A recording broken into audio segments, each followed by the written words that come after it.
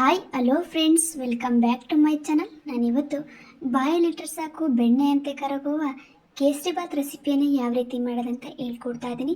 ತುಂಬಾ ಟೇಸ್ಟಿಯಾಗಿರುವಂಥ ಕೇಸರಿಬಾತ್ ಒಂದ್ಸಲ ಈ ರೀತಿ ಮಾಡ್ಕೊತೀನಿ ಮತ್ತೆ ಮತ್ತೆ ಮಾಡ್ಕೊಂಡು ತಿಂತಾನೆ ಇರ್ತೀರಾ, ಅಷ್ಟು ಸೂಪರ್ ಆಗಿರುತ್ತೆ. ಮೊದಲನೇದಾಗಿ ನನ್ನಲ್ಲಿ ಒಂದು ಪಾತ್ರೆಗೆ 2 ಕಪ್ಪಿನಷ್ಟು ನೀರನ್ನು ಹಾಕೊಳ್ತಾ ಇದ್ದೀನಿ.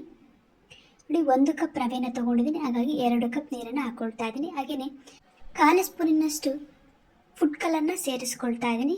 ಕೇಸರಿ ಬಾತಿನ ಪುಡಿಯನ್ನು ಹಾಕ್ಕೊಂಡಿದ್ದೀನಿ. ನೋಡಿ, ಇದನ್ನು ಸ್ವಲ್ಪ ಚೆನ್ನಾಗಿ ಕಾಯಿಸ್ಕೊಳ್ಬೇಕು, ಹಾಗಾಗಿ ಕಾಯಕ್ಕಿಟ್ಟಿದ್ದೀನಿ. ಹಾಗೆ ನಾನು ಇಲ್ಲಿ ಕೇಸರಿ ಬಾತ್ ಮಾಡಲು ಸೂಜಿ ರವೆ, ಸಕ್ಕರೆ, ದ್ರಾಕ್ಷಿ ಮತ್ತು ಗೋಡಂಬಿ ಮತ್ತು ಬಾದಾಮಿ, ಹಾಗೆಯೇ ಎಣ್ಣೆಯನ್ನು ತೊಗೊಂಡಿದ್ದೀನಿ. ಮೊದಲಿಗೆ ಒಂದು ಪಾತ್ರೆಯನ್ನು ಇಟ್ಟಿದ್ದೀನಿ. ಪಾತ್ರೆ ಕಾಯ್ದ ಮೇಲೆ ಅದಕ್ಕೆ ಈಗ ಎಣ್ಣೆಯನ್ನು ಹಾಕ್ಕೊಳ್ತಾ ಇದ್ದೀನಿ. ನೋಡಿ, ಈಗ ಎಣ್ಣೆಯನ್ನು ಚೆನ್ನಾಗಿ ಕಾಯಿಸ್ಕೊಳ್ಬೇಕು. ಈಗ ಎಣ್ಣೆ ಎಲ್ಲ ಚೆನ್ನಾಗಿ ಕಾಯ್ತಾ ಇದೆ. ಅದಕ್ಕೆ ನಾನೀಗ 1 ಕಪ್ಪಿನಷ್ಟು ಸೂಜಿ ರವೆಯನ್ನು ಹಾಕ್ಕೊಂಡು ಇದನ್ನು ಚೆನ್ನಾಗಿ ಹುರ್ಕೊಳ್ತಾ ಇದ್ದೀನಿ. ನೀವು ಈ ಕೇಸರಿ ಬಾತ್ನ ಮಾಡುವಾಗ ಸ್ವಲ್ಪ ಎಣ್ಣೆಯನ್ನು ಜಾಸ್ತಿ ಹಾಕ್ಕೊಳ್ಳಿ, ಆಗ ನಿಮಗೆ ಕೇಸರಿ ಬಾತ್ ತುಂಬ ಸಖತ್ತಾಗಿರುತ್ತೆ ಅಂತಲೇ ಹೇಳ್ಬೋದು. ಬಾಯಲ್ಲಿಟ್ಟರೆ ಸಾಕು ಬೆಣ್ಣೆ ಥರ ಕರಗುತ್ತೆ. ಆಮೇಲೆ ನೀವು ತಣ್ಣಗಾದ್ಮೇಲೆ ಕೂಡ ಅದು ತುಂಬಾ ಚೆನ್ನಾಗಿರುತ್ತೆ. ಇದಕ್ಕೆ ಈಗ ದ್ರಾಕ್ಷಿ, ಗೋಡಂಬಿ ಮತ್ತು ಬಾದಾಮಿಯನ್ನು ಹಾಕ್ಕೊಳ್ತಾ ಇದ್ದೀನಿ.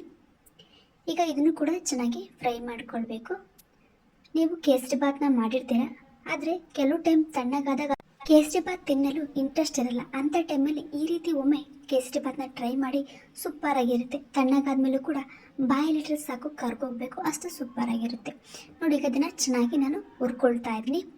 ಇದಕ್ಕೆ ನಾನು 3 ಲವಂಗವನ್ನು ಸೇರಿಸ್ಕೊಳ್ತಾ ಇದ್ದೀನಿ. ಇದನ್ನು ಹಾಕೋದ್ರಿಂದ ಕೇಸರಿ ಬಾತಿನ ಟೇಸ್ಟ್ ತುಂಬಾ ಚೆನ್ನಾಗಿ ಬರುತ್ತೆ, ಹಾಗಾಗಿ 3 ಲವಂಗವನ್ನು ಹಾಕ್ಕೊಳ್ತಾ ಇದ್ದೀನಿ.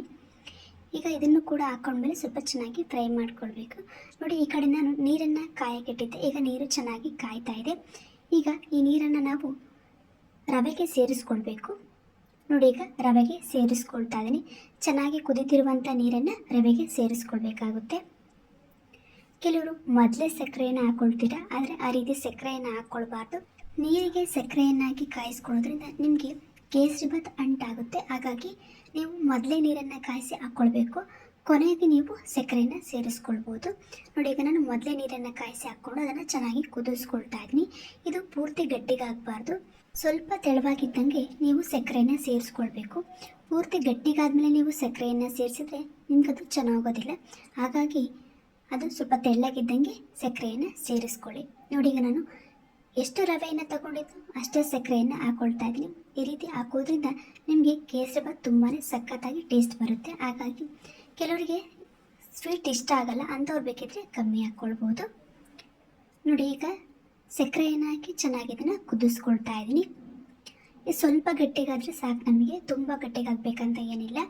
ತುಂಬ ಗಟ್ಟಿಗಾದರೆ ಕೇಸರಿ ಬಾತ್ ಚೆನ್ನಾಗಿರೋದಿಲ್ಲ. ಹಾಗಾಗಿ ಸ್ವಲ್ಪ ಕುದಿಸ್ಕೊಂಡ್ಬಿಟ್ಟು ನಾನು ಆಫ್ ಮಾಡ್ಕೊಳ್ತಾ ಇದ್ದೀನಿ. ನಮಗೆ ನಾವು ಕೊನೆಯದಾಗಿ ಈ ಒಂದು ಇಂಗ್ರೀಡಿಯೆಂಟ್ನ ಸೇರಿಸೋದ್ರಿಂದ ನಮಗೆ ತುಂಬಾ ಚೆನ್ನಾಗಿ ಟೇಸ್ಟ್ ಕೊಡುತ್ತೆ ಕೇಸರಿ ಬಾತ್. ಅದೇನೆಂದರೆ ತುಪ್ಪವನ್ನು ಹಾಕೋದ್ರಿಂದ ನಮಗೆ ತುಂಬಾ ಸಖತ್ತಾಗಿ ಟೇಸ್ಟ್ ಕೊಡುತ್ತೆ ಕೇಸರಿ ಬಾತ್. ನೋಡಿ, ಈಗ ನಮಗೆ ಇಷ್ಟು ರೆಡಿಯಾಗಿದೆ. ಈಗ ನಾನು ಗ್ಯಾಸ್ನ ಆಫ್ ಮಾಡ್ಕೊಳ್ತಾ ಇದ್ದೀನಿ. ಗ್ಯಾಸ್ನ ಆಫ್ ಮಾಡಿಕೊಂಡು ಅನಂತರ ನಾನು ತುಪ್ಪವನ್ನು ಸೇರಿಸ್ಕೊಳ್ತಾ ಇದ್ದೀನಿ. 2 ಸ್ಪೂನ್ನಷ್ಟು ತುಪ್ಪವನ್ನು ಸೇರಿಸ್ಕೊಳ್ತಾ ಇದ್ದೀನಿ. ಕೆಲವರು ಸಕ್ಕರೆನ ಹಾಕಿದ ತಕ್ಷಣ ತುಪ್ಪವನ್ನು ಹಾಕ್ಕೊಳ್ತೀರಾ.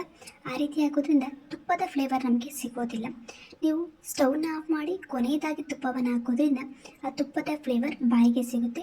ತುಂಬಾ ಸಖತ್ತಾಗಿರುತ್ತೆ ಅಂತಲೇ ಹೇಳ್ಬೋದು. ಒಂದ್ಸಲ ಈ ರೀತಿ ಟ್ರೈ ಮಾಡಿ ನೋಡಿ, ನಿಮಗೆ ತುಂಬ ಇಷ್ಟ ಆಗುತ್ತೆ. ಈಗ ನೋಡಿ, ನಮಗೆ ಬಿಸಿ ಬಿಸಿಯಾಗಿರುವಂಥ ಕೇಸರಿ ಬಾತ್ ರೆಡಿಯಾಗಿದೆ ಅಂತಲೇ ಹೇಳ್ಬೋದು. ಇದನ್ನು ನಾವು ಒಂದು 5 ನಿಮಿಷ ಮುಚ್ಚಿಡಬೇಕು, ಆಗ ಅದು ಹರಡ್ಕೊಳ್ಳುತ್ತೆ ರವೆ ಎಲ್ಲ, ಆಗ ಇನ್ನೂ ತುಂಬಾ ಸಖತ್ತಾಗಿರುತ್ತೆ. ನಾನಿಲ್ಲಿ ಇದನ್ನು ತುಪ್ಪ ಹಾಕಿದ ಮೇಲೆ ಚೆನ್ನಾಗಿ ಇದನ್ನು ಕೈಯಾಡಿ ಆನಂತರ ಇದಕ್ಕೆ ಒಂದು ಪ್ಲೇಟ್ನ ಮುಚ್ಚಿ ಒಂದು 5 ನಿಮಿಷ ಹಳ್ಳಾಗಿ ಬಿಡ್ತಾ ಇದ್ದೀನಿ. ನೋಡಿ, ಕೊನೆಯದಾಗಿ ಯಾವ ರೀತಿ ಕಾಣುತ್ತೆ ಅಂತ ತೋರಿಸ್ತೀನಿ. ತುಂಬಾ ಸಖತ್ತಾಗಿರುತ್ತೆ. ಇದಕ್ಕೀಗ ಒಂದು ಪ್ಲೇಟ್ನ ಮುಚ್ಚಿ ಬಿಡ್ತಾ ಇದ್ದೀನಿ. ಒಂದು 5 ನಿಮಿಷ ಬಿಟ್ಟರೆ ಸಾಕಾಗುತ್ತೆ. ಅದು ಬಿಸಿಯಾಗಿ ಇರೋದ್ರಿಂದ ಅದು ಹಾಗೆಯೇ ಅಳ್ಕೊಳ್ಳುತ್ತೆ. ನೀವು ಮತ್ತೆ ಗ್ಯಾಸ್ನ ಹಚ್ಚುವಂಥ ಅವಶ್ಯಕತೆ ಇರುವುದಿಲ್ಲ. ನೋಡಿ, ಬಿಸಿ ಇದ್ದಾಗ ಅಳ್ಕೊಳ್ತಾ ಇದೆ. ತುಂಬಾ ಚೆನ್ನಾಗಿ ಬಂದಿದೆ ಕೇಸರಿ ಬಾತು, ತುಂಬಾ ಸಖತ್ತಾಗಿ ಕೂಡ ಇದೆ. ಒಂದ್ಸಲ ಈ ರೀತಿ ಟ್ರೈ ಮಾಡಿ ಮತ್ತೆ ಮತ್ತೆ ಮಾಡ್ಕೊಂಡು ತಿಂತಾನೆ ಇರ್ತೀರ. ನೋಡಿ, ಅದು ಅಂಟಿಸ್ತಾ ಇಲ್ಲ ಸ್ಪೂನಿಗೆ, ತುಂಬಾ ಚೆನ್ನಾಗಿ ಬರ್ತಾ ಇದೆ. ಈ ರೀತಿ ಬರಬೇಕು ಕೇಸರಿ ಬಾತ್, ಅವಾಗ ನಿಮಗೆ ತುಂಬಾ ಟೇಸ್ಟ್ ಕೊಡುತ್ತೆ. ನೋಡಿ, ಈಗ ಬಿಸಿ ಬಿಸಿಯಾಗಿರುವಂಥ ಕೇಸರಿ ಬಾತ್ ರೆಡಿಯಾಗಿದೆ. ಬಾಯಲ್ಲಿಟ್ಟರೆ ಬೆಣ್ಣೆಯಂತೆ ಕರಗುವ ಕೇಸರಿ ಬಾತ್. ಇವತ್ತಿನ ಈ ವಿಡಿಯೋದಲ್ಲಿ ತುಂಬಾ ಟೇಸ್ಟಿಯಾಗಿರುವಂಥ ಕೇಸರಿ ಬಾತ್ ರೆಸಿಪಿಯನ್ನು ಹೇಳ್ಕೊಟ್ಟಿದ್ದೀನಿ. ಒಂದ್ಸಲ ಈ ರೀತಿ ಮಾಡ್ಕೊಂಡು ತಿಂದರೆ ಮತ್ತೆ ಮತ್ತೆ ಮಾಡ್ಕೊಂಡು ತಿಂತಾನೆ ಇರ್ತೀರ, ಅಷ್ಟು ಸೂಪರ್ ಆಗಿರುತ್ತೆ. ಇವತ್ತಿನ ಈ ಕೇಸರಿ ಬಾತ್ ವಿಡಿಯೋ ನಿಮಗೆ ಇಷ್ಟ ಆಗಿದ್ದರೆ ಲೈಕ್ ಮಾಡಿ, ಶೇರ್ ಮಾಡಿ, ಸಬ್ಸ್ಕ್ರೈಬ್ ಆಗಿ ನಮ್ಮ ಎಲ್ಲ ವಿಡಿಯೋಗಳನ್ನು ನೋಡ್ತಾ ಇರಿ. ಧನ್ಯವಾದಗಳು.